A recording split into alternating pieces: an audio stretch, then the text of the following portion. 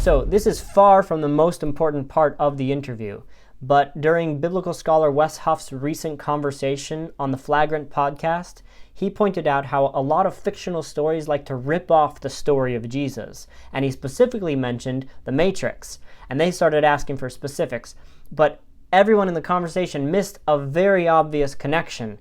Watch this clip and see if you can think of it. Now I'm seeing the Star Wars parallels. I never got it before, but they just ripped off the Jesus story completely. Huh? Everybody rips off the Jesus story. Unbelievable. They got to pay their little 10%. Star Wars. Wait, how's the Matrix? Superman.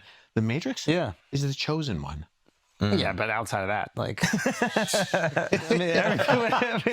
I'm talking about, That's a like, good point, honestly. Y'all laughing, but outside of There's that, a Judas, right? There's a Judas who betrays him. that's fair. And That's then fair. there's a John Follow the him, Baptist. he shows you the way. Yeah. Who like makes the path straight. That's right. Morpheus is John the Baptist. And there's, he's like, I'm not the one. He's going to be the one. There's That's a Mary fair. Magdalene. Yeah, There's but what happens with? All right. What happens with him and Mary? What happens with him and Mary? Yeah, that's true. That's true. Yeah. Hollywood. That's Hollywood Jesus. Yeah. Can you think of another connection? How about the fact that at the end, Neo dies and then comes back to life? In fact, that happens in the first film and in the third film, where the connection is even more obvious since he allows himself to be killed in order to save everyone.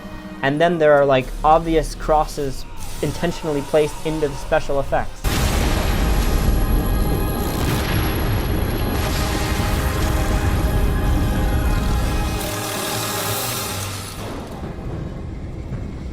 Now, there are definitely some philosophical and religious issues in The Matrix which are anything but Christian, so don't go there for your Christian theology.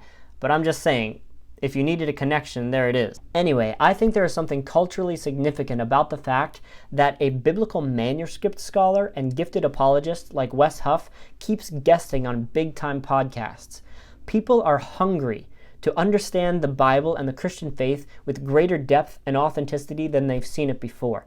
I think it's an opportunity for Christians to seize the moment and show people how the Bible has the answers to the most important questions. And that task is helped by being more aware of the world, the scriptures, and history.